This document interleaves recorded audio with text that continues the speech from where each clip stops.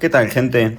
En este video que yo supongo el profesor estará subiendo al canal de YouTube, me toca hablarles sobre las instrucciones y los modos de direccionamiento, donde antes quiero simplemente recordarles con qué tipo de datos podemos tratar a la hora de almacenar cosas en la memoria, como pueden ser números hexadecimales, números binarios y números decimales. Los números hexadecimales los podemos identificar ya que, por ejemplo, si ven el num0, este mismo termina en H, así que eso nos está marcando a nosotros, o nos indica que es un valor hexadecimal. Lo mismo pasa con num2, termina en H, así que es un número hexadecimal. Ya después, por ejemplo, num1 podemos identificar que es un número decimal. Y por ejemplo, la B en num3 lo que nos indica es que es un valor binario. Para que sepan, es como un detalle importante, por si después no entienden por qué las cosas se almacenan en la memoria como lo hacen, o en los registros más que nada, porque lo que voy a usar a lo largo del video son registros, es que, por ejemplo, en el caso de num1, nosotros vamos a almacenar a partir de la 1001 este valor, ¿no? Pero no se va a almacenar el valor 280 así como tal. Ustedes en la 1001, en la dirección 1001, no va a estar el 280 así plasmado. Nosotros lo que vamos a ver va a ser la interpretación del binario del 280 en complemento a 2. Y esa interpretación del binario se le hace una interpretación en hexadecimal. Y a esa interpretación en hexadecimal se la almacena en la memoria y es lo que vemos tal cual. ¿Por qué lo digo? Porque capaz después a lo largo del video van viendo que los valores como que son distintos y no son exactamente lo mismo. Bueno, eso es porque no se almacenan tal cual. En caso de ser hexadecimal, sí, tal cual se almacena. Pero en caso de ser un valor decimal o un valor binario, no se va a almacenar tal cual como lo estoy diciendo, ya lo dije un montón de veces, sino que es la interpretación en hexadecimal.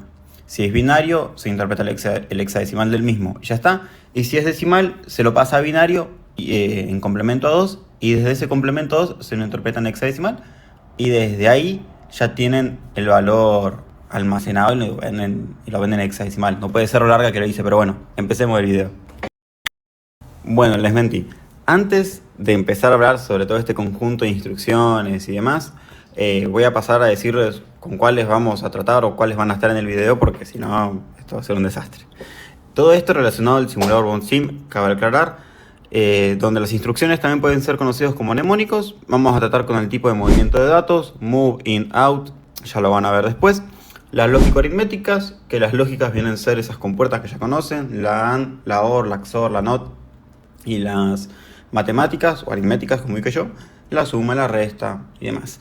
Después también, tenemos los saltos condicionales y los incondicionales, que van a estar relacionados a los flags, pero ya lo van a ver después también.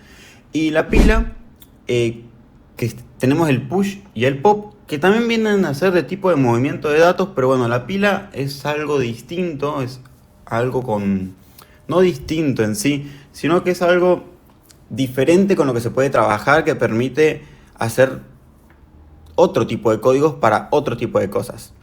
Pero bueno, amerita otra explicación aparte. Así que ahora sí, señoras y señores, empecemos. Ahora sí, hablemos sobre la transferencia de datos, donde podemos destacar el move, el in, el out, push y pop. Donde push y pop no vamos a hablar de eso todavía porque está relacionado a la pila, así que vamos a hablarlo luego. Y donde in y out no hay necesidad de explicarlo porque está relacionado a los puertos de entrada y salida para poder comunicarnos con dispositivos externos. Como nosotros no vamos a hacer eso, no hay necesidad alguna de tocar los temas. Hablemos sobre move, que es lo que nos importa a nosotros. Move lo que nos va a permitir es pasar, por ejemplo, un valor de una variable a un registro o de un registro a una variable, donde no se puede acceder dos veces a memoria. ¿Qué es esto de que no se puede acceder dos veces a memoria? Que por ejemplo yo no puedo hacer num1 y num2. ¿Qué estaría haciendo yo acá? Yo lo que estaría haciendo es querer pasarle el valor de num2 a num1, pero esto no se puede, ya que, como bien dice el simulador, no se puede acceder a memoria dos veces en la misma instrucción. Entonces, presten atención a eso. Lo que sí se puede hacer, por ejemplo, es querer pasarle a la parte baja, que sería esta de acá, de bx, quizás el valor de num1. Tranquilamente, eso se puede hacer. O al revés, que yo quiera a num1 pasarle el valor de la parte baja de bx. No hay ningún tipo de problema. Hay que prestar atención justamente a que estemos tratando con la misma cantidad de bytes, así no perdemos ese rango de valores, porque si no, por ejemplo, si num1 fuera de un byte y yo estoy pasándole el valor entero bx, que sería pasarle todo el registro, me va a dar el error de que la fuente es de 8 bits y el destino es de 16 bits. Y que bueno, tienen que ser del mismo tamaño, así que tienen que prestar atención a esos detallitos. Pero Move simplemente eso, transfiere los valores del fuente a destino.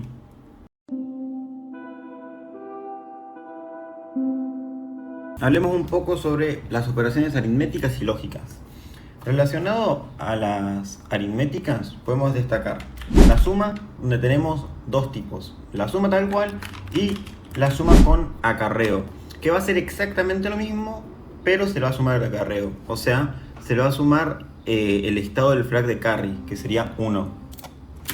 Entonces, vamos primero explicándolos uno por uno. Todos operan de la misma forma igualmente, así que con explicar uno van a entender los demás.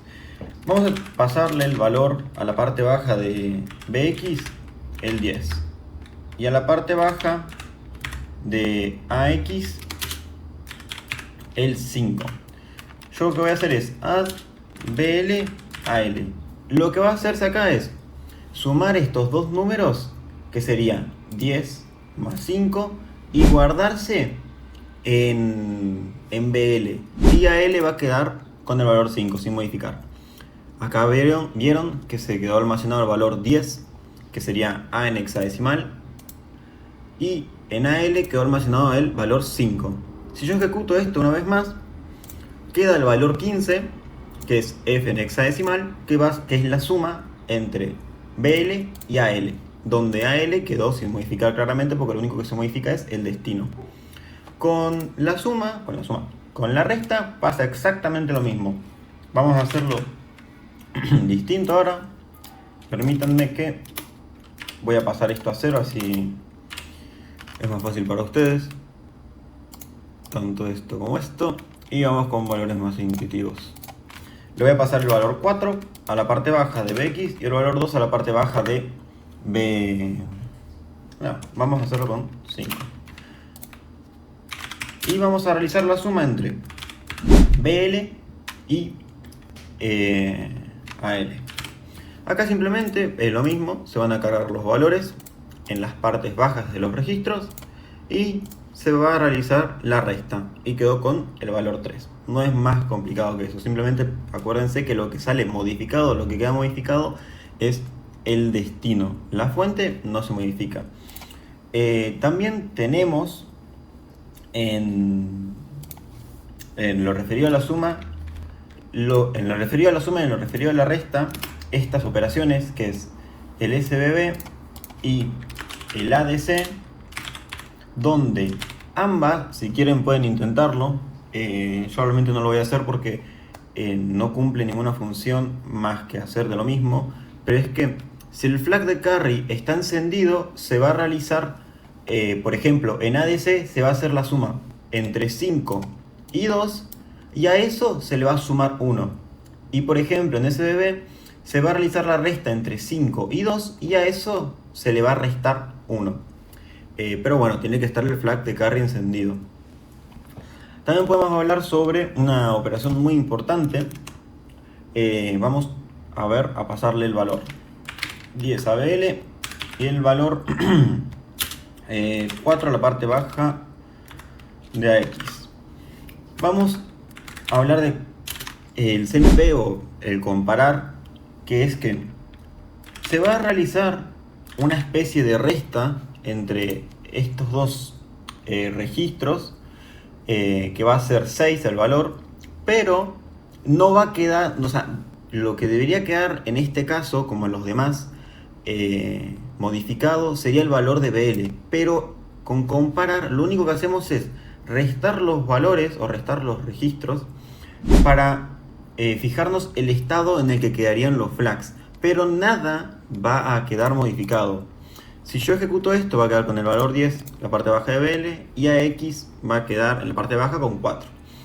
Ahora, si yo por ejemplo hubiera hecho sub, hubiera quedado 6 en la parte baja de BX. Ahora presten atención de que haciendo el CMP se va a realizar esta resta, pero lo único que va a quedar modificado van a ser los flags, pero BX va a quedar exactamente igual. Como se dieron cuenta, bueno, justo con este valor no pasó nada, pero vamos a salvar con otros valores. Ahora sí, vamos de vuelta luego de ese hermoso fallo. Cargamos estos valores y se van a dar cuenta que el valor que tiene almacenado la parte baja, que es el 255, este valor no va a cambiar absolutamente nada. Lo que van a cambiar son los estados de los flags. Se va a realizar la suma, la resta, en este caso se va a realizar la resta, y de esa resta los flags van a cambiar. Es simplemente para poder trabajar con saltos condicionales o lo que sea. Eso lo voy a explicar luego. Pero lo importante es que presten atención que BX en su parte baja no salió modificado. El destino no cambia. Lo único que cambia son el estado de los flags. Luego tenemos otra operación que no es tampoco muy complicado de entender, que es neg. Por ejemplo, si yo quisiera el complemento a 2 de un número, por ejemplo el 1, yo le paso el 1 a esta parte de acá, a la parte baja de BX, y yo quisiera el complemento A2 de eso, vamos a ver si por qué, ahí está. Y yo quisiera el complemento A2, simplemente con hacer neg voy a obtener el complemento A2 de ese número y va a quedar almacenado acá. Si no entienden por qué quedó de esta forma, les recomiendo que vayan y le peguen un repaso a cómo se trabaja con complemento A2, porque bueno, es importante a la hora de que trabajen con valores decimales. Pasemos a los dos últimos, que serían el incrementar y el decrementar. Yo voy a pasarle a BL en su parte baja el valor 1, no, el valor 5. E imaginemos que yo por algún motivo quisiera incrementar en 1, tan sencillo como hacer inc BL. Y con eso el valor 5 va a pasar a ser 6.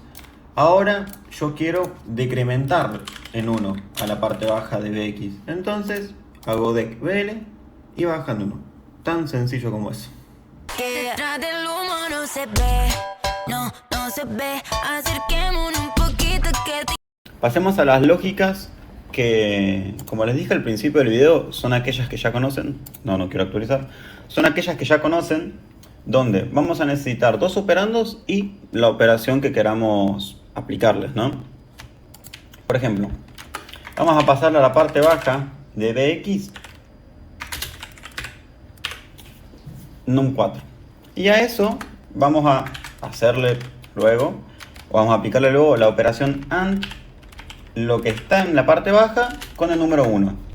Acá lo que va a pasar es, se va a cargar la parte baja de BX y después, siguiente a eso, se va a comparar esa parte baja con el número 1. Van a apreciar, vamos a hacer esto, acá quedó cargado, van a apreciar que el único bit que va a quedar con el número 1 es el último una vez que se realice la operación, porque el resultado de esta operación se va a guardar en BL. Yo supongo que eso lo entienden. Lo mismo si se hace una OR, una XOR, lo que sea. Se guarda en la fuente, por así decirlo, que la fuente es BL. Bueno, se va a comparar, o se va a realizar esa operación y se va a guardar en BL. Nosotros que estamos comparando esta cadena binaria, que sería la de num4, num4 porque es lo que guardamos en BL, y la del número 1. Acá estamos haciendo 1 con 1 da 1. En AND eso es 1. Y ahora, todas las demás combinaciones que vienen a ser la 1, 0 o 0, 1 o 0, 0 dan 0. ¿Y qué pasa? Yo puse solamente un 1 acá para comparar. Todos los otros o todo el otro resto de bits que me faltó se interpretan como ceros por más que no estén. Así que no es que por más que acá haya un 1 y acá no hay nada va a quedar en 1. No, lo que va a pasar es que van a quedar en 0. A lo que me refiero es que yo voy a ejecutar esto y el único bit que quedó en 1 es el último bit. Todos los demás quedaron en 0, porque como les dije, los valores que no están, o los bits mejor dicho, que no están completados son ceros. Y en AND 0 por lo que venga es 0. No importa, si ya hay un 0 automáticamente está 0. Vamos a explicarle vamos a explicarle con uno más, en este caso con la OR por ejemplo, y con num5, donde vamos a cargarle ese valor a la parte baja de bx, y en este caso vamos a hacer OR, esta cadena binaria que es la de num5 y el número 1.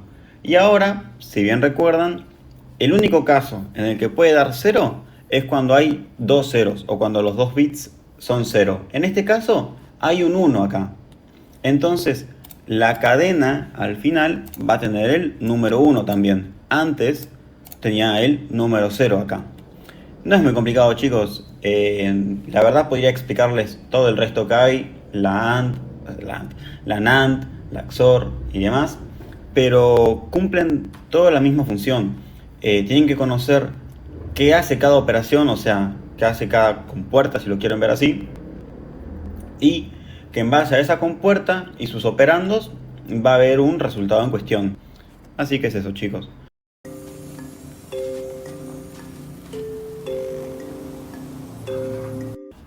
Ya casi en lo que sería el final del video, en lo referido al conjunto de instrucciones, hablemos sobre los saltos condicionales, donde no voy a explicar absolutamente todos los tipos de saltos, porque como muchas cosas de este video operan de la misma forma los unos con los otros, pero sí los voy a explicar desde lo teórico, no desde lo práctico, simplemente para que lo sepan y por si después ven que no usé algún tipo de salto en específico, bueno, es justamente por eso, son todos muy parecidos entre ellos, pero simplemente cambian las condiciones. Así que sabiendo eso, hablemos sobre los saltos condicionales. ¿Qué son estos saltos condicionales? Son aquellos que nos van a permitir ir a diferentes secciones de código referenciados por etiquetas en base al estado de los flags. El estado de los flags puede estar en 1 o en 0 dependiendo de cómo estén, por ejemplo, en la memoria del simulador, o sea, no en la memoria del simulador, sino en el simulador. Si esto, por ejemplo, está en verde, significa que el flag de carry está encendido.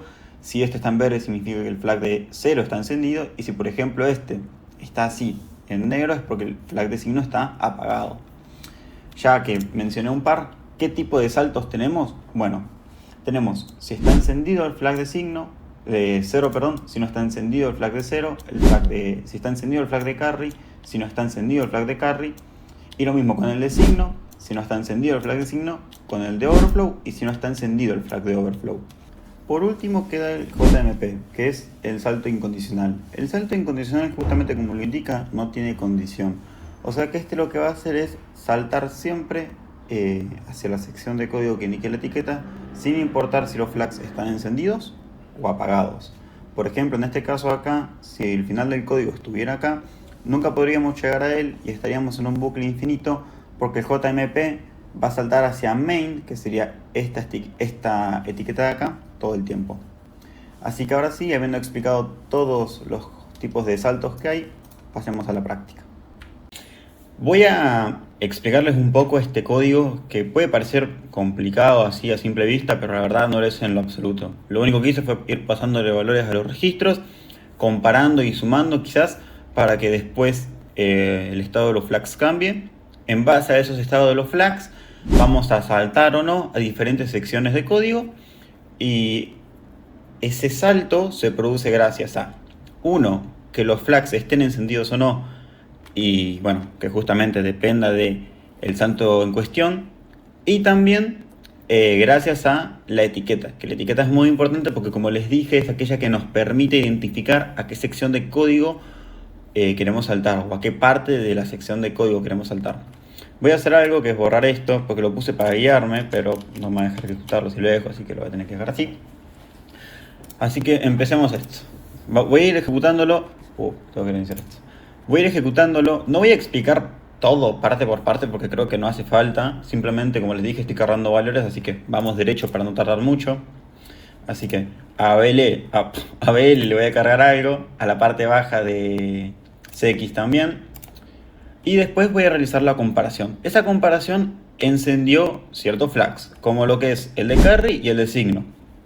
Bueno, y ahora es donde viene la parte de los saltos, que en este caso puse JS. JS es el salto de signo, que significa que si está encendido el flag de signo, entonces anda a tal parte, que en este caso es signo, que signo es esta sección de código que está acá.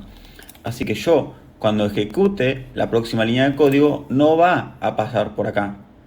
Va a ir directamente hacia esta sección de código, porque se encendió el flag de signo. Así que después vamos hasta esta línea de código que es como les dije. Voy a ejecutar todo esto, que es que a X le puse un valor, a DX le puse otro valor. Hice una suma, esa suma terminó en todos unos. Y después lo que hago es compararlo con 1. Donde le digo que luego, si el flag de 0, luego de esta comparación, no está encendido, entonces anda a 0. Como el flag de 0 permaneció en 0, justamente va a saltar hacia 0. Así que después va hacia la etiqueta que indica 0 o hacia la sección de código que indica la etiqueta 0 y se ejecuta todo lo demás, donde le cargo un valor y después, como último, uso el salto condicional JMP que va hacia fin. Eso lo que va a hacer es simplemente saltar hasta acá, sin ninguna condición. Justamente no hay condición alguna, así que solamente salta. ¿Qué pasa? Yo al principio había puesto, o bueno, no lo ejecuté, pero iba a saltar hacia fin, chicos. O sea, iba a ir hacia la línea número 20, después iba a ir a la 21 y terminó el código. Porque el JMP es justamente el salto incondicional que no tiene condición, así que salta nomás. Yo lo que había hecho era poner en esta parte JMP fin, porque miren, voy a cambiar esto, voy a tener que ejecutarlo de vuelta, pero bueno, vamos a comer todo el garrón. Y voy a cambiar esto. Yo voy a empezar a ejecutar todo el código de vuelta, para que el estado de los flags cambie. Como se dieron cuenta, de vuelta, como la primera vez, el flag de signo está encendido. Es muy importante que si les pidieran que hagan código o lo que sea, que realmente no lo sé, pero bueno, que cuando se trabaja con los saltos y las condiciones, se fijen cuándo quieren que termine el código en base a esas condiciones, ¿no? Porque, por ejemplo, antes sabías que el flag de signo se había encendido y habíamos ido hasta la sección de código que indicaba la etiqueta signo. Pero ¿qué pasa? Si no se ejecuta, por ejemplo acá, yo digo, si el flag de signo no está encendido, anda hacia signo. Pero ¿qué pasa? El flag de signo sí está encendido. O sea que el salto no se va a ejecutar, no va a saltar hacia signo. ¿Y qué va a pasar? Va a seguir hacia la siguiente línea de código. Yo en este caso le puse que vaya hacia fin. Entonces va a saltar hacia fin y va a terminar el código. Pero ¿qué pasa? Si yo... bueno, ahí se dieron cuenta que terminó. Pero si yo no hubiera puesto esto... Es más, lo voy a hacer para que lo vean. Si yo saco esto, va a seguir por 0 y por todo lo demás. Yo voy a ejecutar esto. Y van a ver que no va a saltar hacia signo y que va a ir y que pasa hasta 0. Entonces, imaginemos que nosotros no queremos que pase eso. Tenemos que prestar atención a lo que hacemos.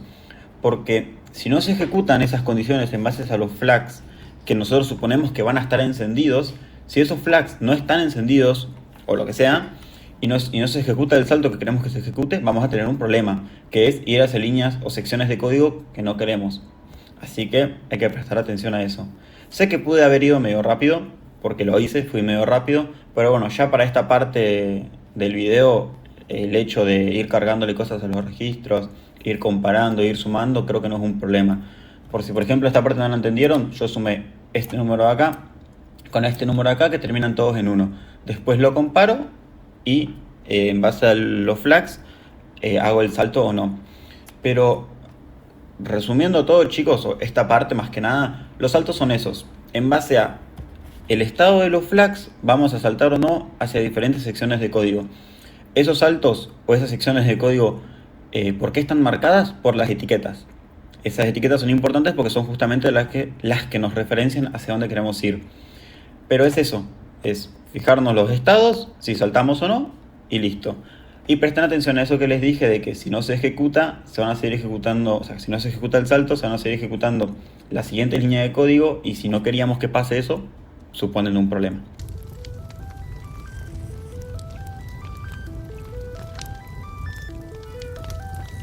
Ya estando acá al final del video, les voy a explicar sobre los modos de direccionamiento, que son diferentes formas en las cuales podemos transferir información y sobre las cuales diferentes formas en las que nos comunicamos, ya sea con registros o con variables, porque no son todas la misma y no involucran el mismo tipo de proceso a nivel interno en el CPU. Así que lo primero que hice fue crear 4 variables, algunas de 1 byte, otras de 2 bytes, así que tengan ojo con eso. En la línea número 8 empecé dándole el valor num3 a bx. Esto es un tipo de direccionamiento directo. ¿Por qué directo? Porque a partir de num3, que es una etiqueta, tenemos que acceder a la memoria para poder justamente copiarla en bx. Entonces hay acceso a la memoria, hay un acceso a memoria para poder realizar esto.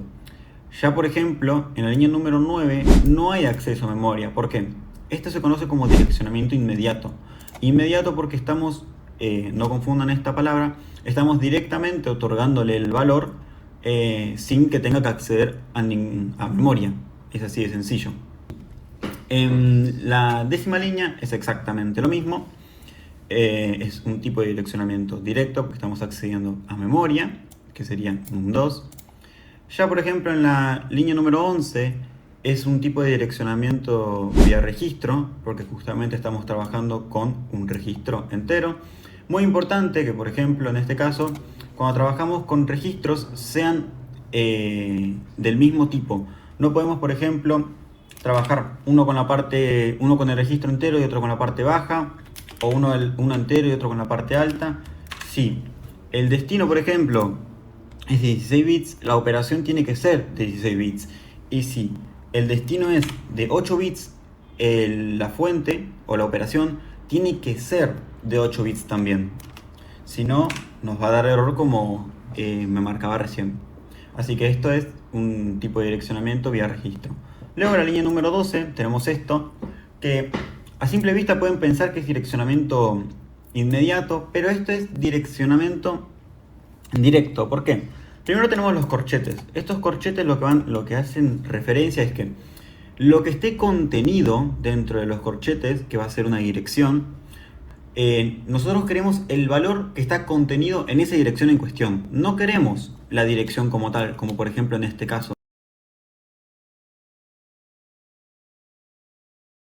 que se va a copiar tal cual en CX.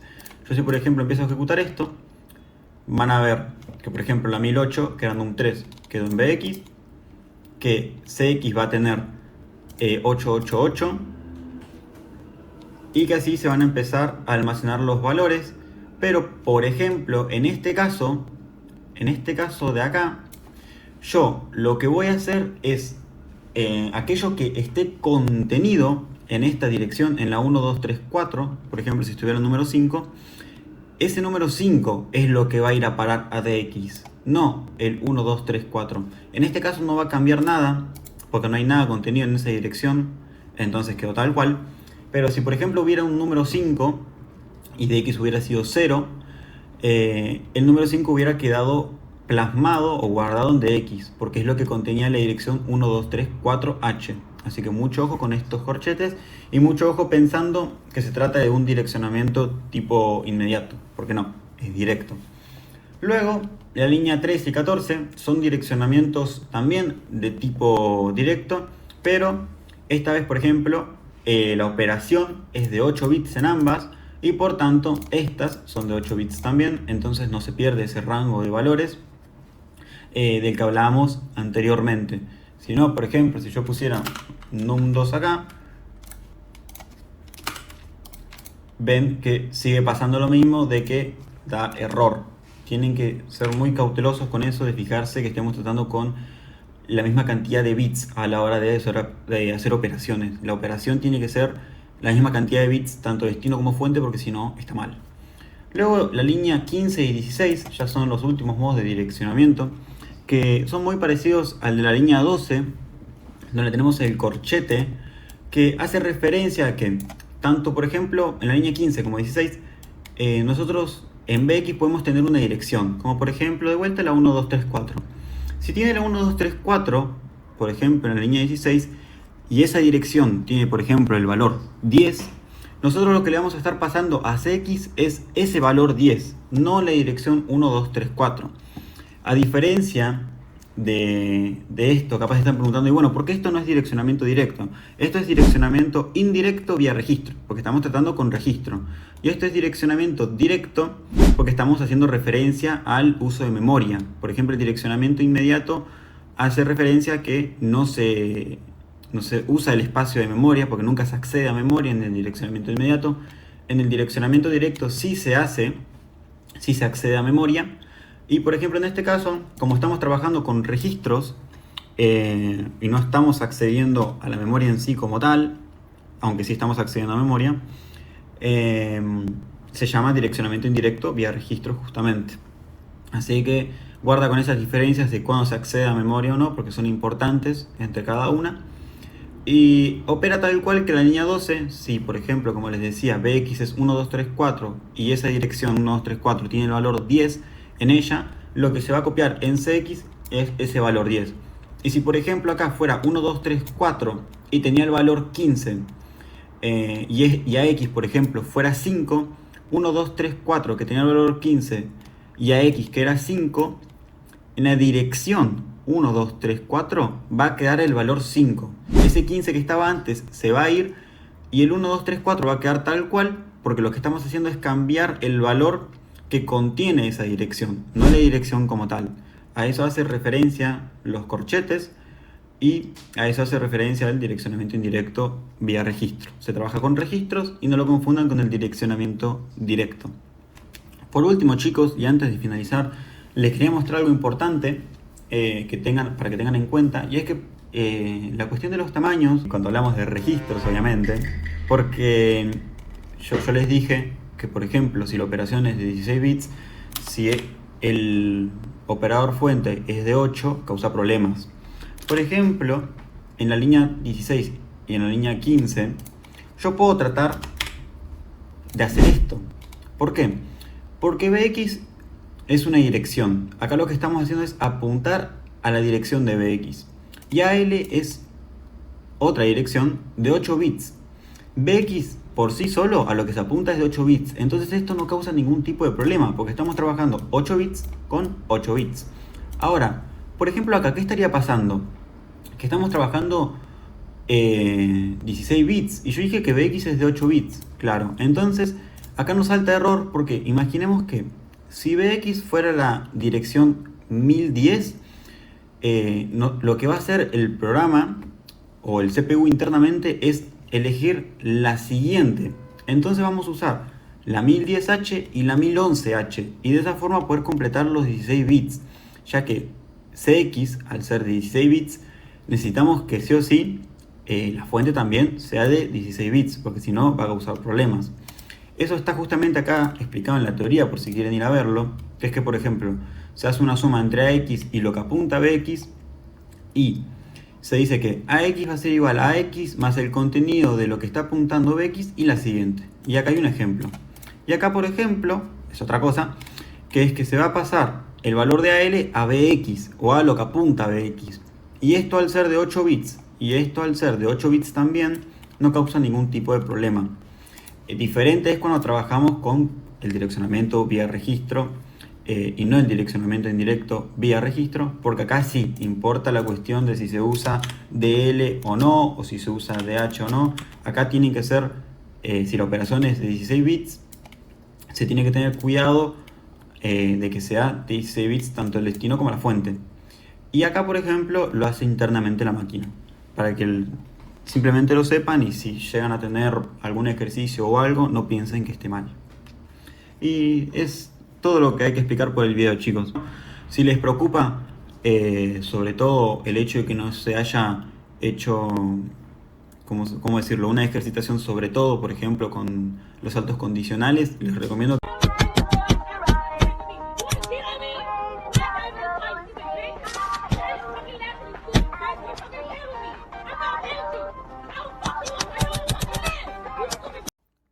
Nada, bueno, ahora sí, chicos, cualquier otro tipo de duda que hayan tenido respecto a algo que no se, en lo que no se haya profundizado en el video, simplemente agarran el bonsín e intentan hacer un código y lo ejecutan. Ya simplemente con eso van a poder ir viendo más o menos cuáles son las diferencias o qué sé yo. Y si no, bueno, quedará que le pregunten a los profesores en específico cómo se hacen ciertas cosas. Ya con esto los contenidos del video están finalizados, así que espero que les haya servido el video.